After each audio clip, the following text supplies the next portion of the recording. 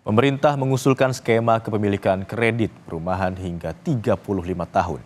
Hal ini untuk mengatasi persoalan kesenjangan kepemilikan hunian. Pemerintah tengah mempertimbangkan skema KPR 35 tahun bagi masyarakat berpenghasilan rendah. Direktur Jenderal Pembiayaan Infrastruktur Kementerian PUPR, Heri Trisaputra Zuna mempertimbangkan flat 35 tahun sebagai opsi pembayaran rumah subsidi karena dinilai teruji. Saya kira flat 35 ini bagus kalau kita adopsi, karena dengan skema fasilitas likuiditas pembiayaan, kita tidak bisa beli rumah susun di perkotaan, makanya kita dorong sehingga cicilannya lebih murah. Kata Direktur Jenderal Pembiayaan Infrastruktur Kementerian PUPR Trisaputra Zuna. Rencana kebijakan baru ini ditanggapi beragam masyarakat, khususnya generasi muda. Mereka menyebut perpanjangan masa kredit hingga 35 tahun lebih terjangkau.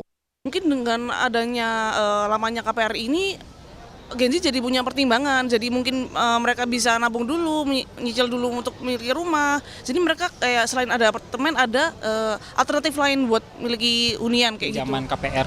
Cuman menurut saya pribadi, kalau boleh berpendapat, kalau saya sih keberatan dan kurang setuju. Karena memang kalau saya prinsipnya dari awal sebisa mungkin kalau ada rezeki ya langsung beli rumah tanpa nyicil gitu. Jadi penting. Mungkin dengan diperpanjangnya tenor untuk si KPR tersebut, untuk jumlah interestnya dari kaum milenial akan meningkat. Dan tentunya nanti kaum milenial itu untuk kedepannya mereka sudah punya investasi properti. Direktur Center of Economic and Law Studies Celios, Bima Yudhistira menilai kebijakan memperpanjang tenor KPR bukanlah satu-satunya solusi untuk membuka kesempatan punya rumah. Menurut Bima, ada hal-hal yang lebih fundamental untuk diperbaiki ketimbang hanya utak-atik tenor KPR.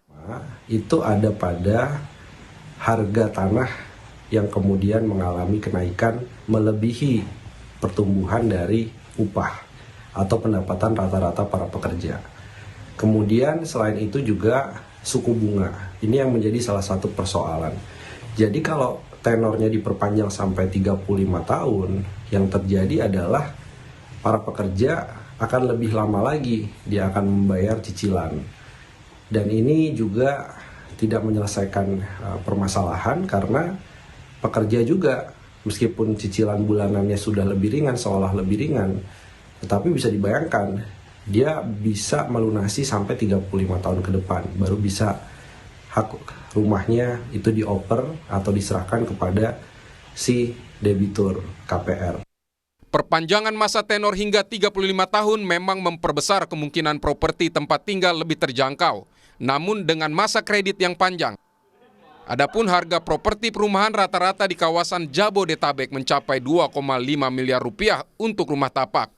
Pada kuartal 3 2023, Leeds Property Service mencatat harga rata-rata rumah dijual di Jakarta mencapai 5,4 miliar. Di Bogor 900 juta, Bekasi 1 miliar rupiah, Depok 1,8 miliar, dan Tangerang 3,1 miliar rupiah. Pemerintah perlu memastikan program KPR 35 tahun menjadi solusi untuk kepemilikan hunian pribadi. Namun, masyarakat juga perlu paham mengenai risiko dan tanggung jawab finansialnya. Tim Liputan Kompas TV.